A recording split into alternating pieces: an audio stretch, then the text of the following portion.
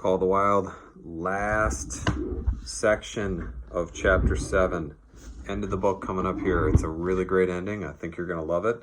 Don't forget to take the quiz in the assignment, guys. All right. As the day wore along and the sun dropped to its bed in the northwest, the darkness had come back and the fall nights were 6 hours long. The young bulls retraced their steps more and more reluctantly to the aid of their beset leader. The downcoming winter was harrying them on to the lower levels, and it seemed they could never shake off this tireless creature that held them back. Besides, it was not the life of the herd or of the young bulls that were threatened. The life of only one member was demanded, which was a remoter interest than their lives. And in the end, they were content to pay the toll. As twilight fell, the old bull stood with lowered head, watching his mates. The cows he had known, the calves he had fathered, the bulls he had mastered, as they shambled on at a rapid pace through the fading light. He could not follow, for before his nose leaped the merciless fanged terror that would not let him go. 300 weight, more than half a ton he weighed. He had lived a long, strong life full of fight and struggle, and at the end he faced death at the teeth of a creature whose head did not reach beyond his great-knuckled knees. From then on, night and day, Buck never left his prey, never gave it a moment's rest, never permitted it to browse the leaves of trees or the shoots of young birch and willow. Nor did he give the wounded bull opportunity to slake his burning thirst in the slender trickling streams they crossed. Often, in desperation, he burst into long stretches of flight. At such times, Buck did not attempt to stay him, but loped easily at his heels, satisfied with the way the game was played, lying down when the moose stood still, attacking him fiercely when he strove to eat or drink. The great head drooped more and more under its tree of horns, and the shambling trot grew weaker and weaker. He took to standing for long periods with nose to the ground and dejected ears dropping limply. But Buck found more time in which to get water for himself and in which to rest.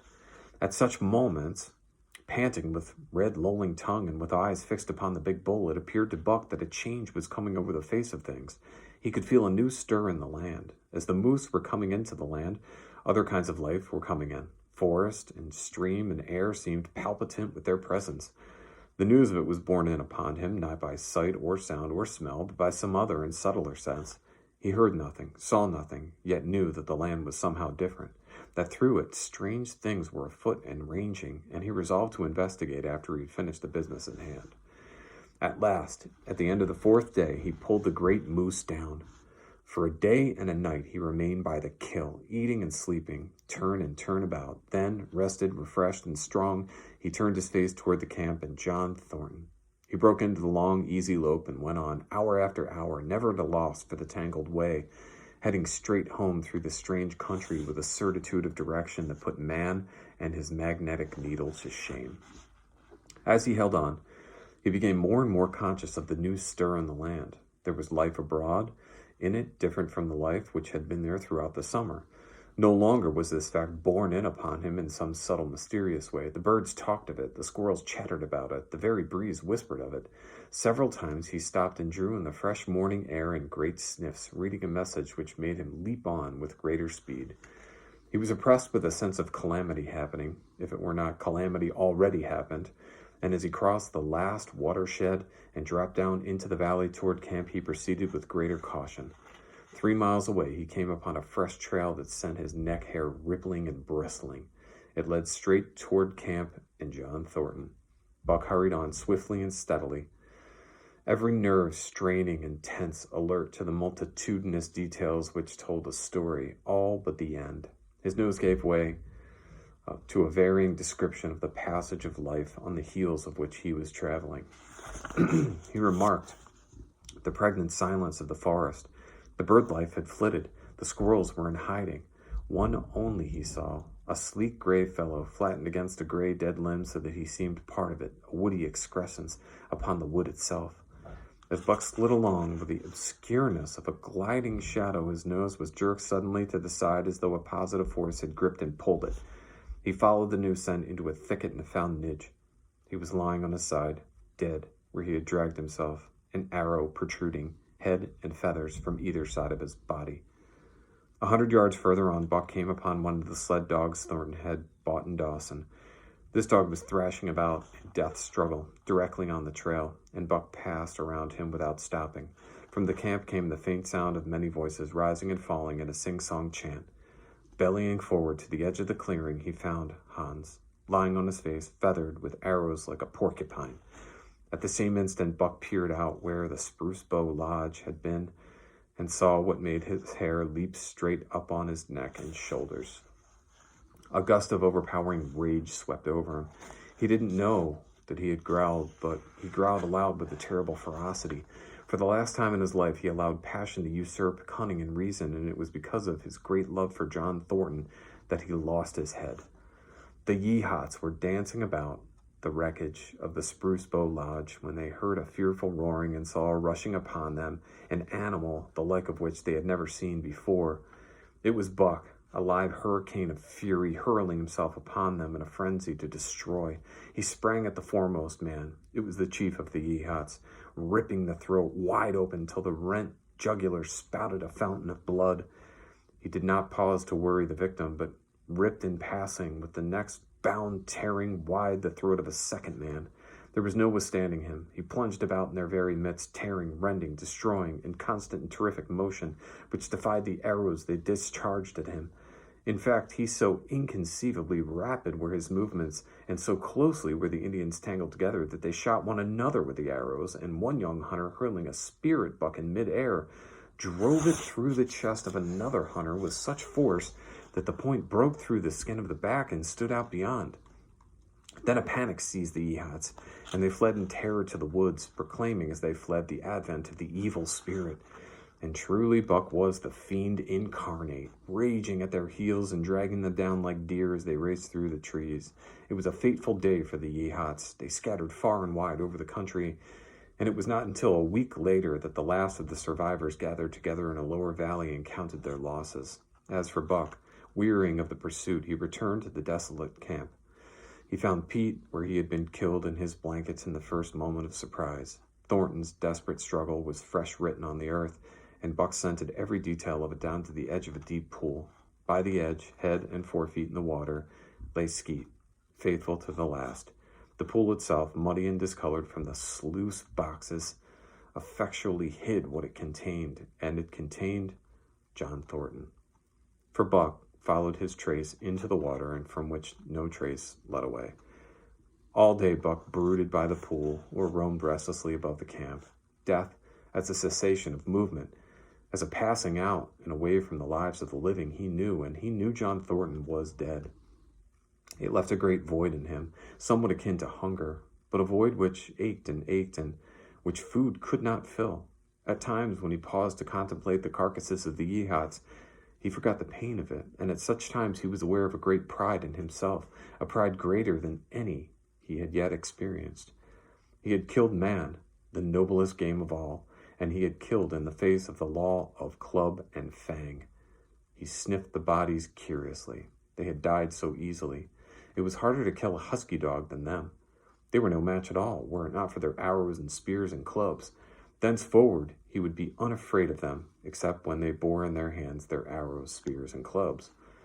Night came on, and a full moon rose high over the trees into the sky, lightening the land till it lay bathed in a ghostly day.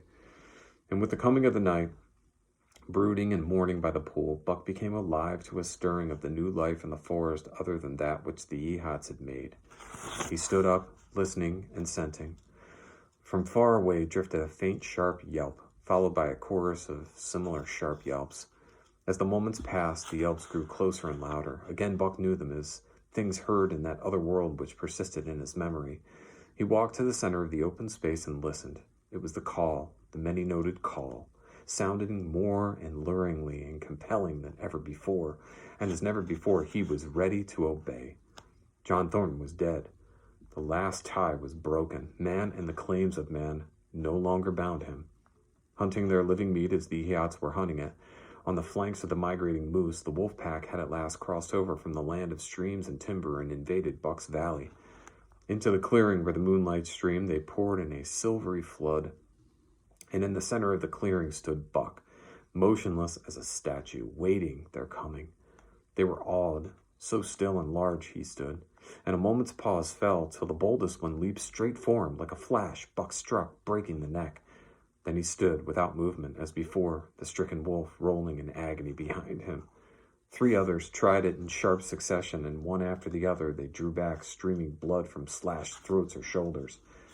This was sufficient to fling the whole pack forward, pell-mell, crowded together, blocked and confused by its eagerness to pull down the prey. Buck's marvelous quickness and agility stood him in good stead. Pivoting on his hind legs and snapping and gnashing, he was everywhere at once, presenting a front which was apparently unbroken, so swiftly did he whirl and guard from side to side.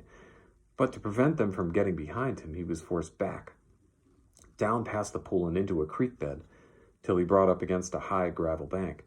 He worked along to a right angle in the bank which the men had made in the course of mining, and in this angle they came to bay, protected on 3 sides and with nothing to do but face front. And so well did he face it, that at the end of half an hour the wolves drew back discomfited.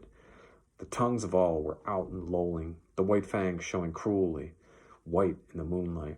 Some were lying down with heads raised and ears pricked forward. Others stood on their feet, watching him, and still others were lapping water from the pool. One wolf, long and lean and gray, advanced cautiously in a friendly manner, and Buck recognized the wild brother with whom he had run for a night and a day. He was whining softly, and as Buck whined, they touched noses. Then an old wolf, gaunt and battle-scarred, came forward. Buck writhed his lips into the preliminary of a snarl, but sniffed noses with him. Whereupon the old wolf sat down, pointed nose at the moon, and broke out the long wolf howl. The other sat down and howled, and now the call came to Buck in an unmistakable accent. He too sat down and howled. This over, he came out of his angle, and the pack crowded around him, sniffing in half-friendly, half-savage manner. The leaders lifted the yelp of the pack and sprang away into the woods, and the wolves swung in behind, yelping in chorus, and Buck ran with them, side by side with the wild brother, yelping as he ran. And here may well end the story of Buck. The years were not many when the Yeehats noted a change in the breed of timber wolves, for some were seen with splashes of brown on head and muzzle, and with a rift of white centering down the chest. But more remarkable than this, the Yeehats tell of a ghost dog that runs at the head of the pack. They're afraid of this ghost dog, for it has cunning greater than they, stealing from their camps in fierce winters, robbing their traps, slaying their dogs, and defying their bravest hunters. Nay, the tale grows worse. Hunters there are who fail to return to the camp, and hunters there have been whom their tribesmen found with throats slashed cruelly open and with wolf prints about them in the snow greater than the prints of any wolf. Each fall, when the Yeehats follow the movement of the moose, there is a certain valley which they never enter, and women are there who become sad when the word goes over the fire how the evil spirit came to select that valley for an abiding place. In the summers, there's one visitor, however, to that valley of which the Yeehats do not know. It is a great, gloriously coated wolf, like and yet unlike all other wolves. He crosses alone from the smiling timberland and comes down into an open space among the trees.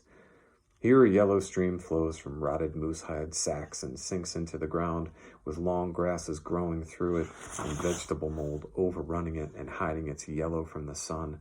And here he muses for a time, howling once, long and mournfully, before he departs. But he's not always alone. When the long winter nights come on, and the wolves follow their meat into the lower valleys, he may be seen running at the head of the pack through the pale moonlight or glimmering borealis, leaping gigantic above his fellows, his great throat a bellow as he sings a song of the younger world, which is the song of the pack. All right, that concludes Chapter 7, guys. That's it for the book. Make sure you take the quiz. Don't forget to submit it. Thanks for reading that with me. That was awesome, guys. Appreciate it. See ya.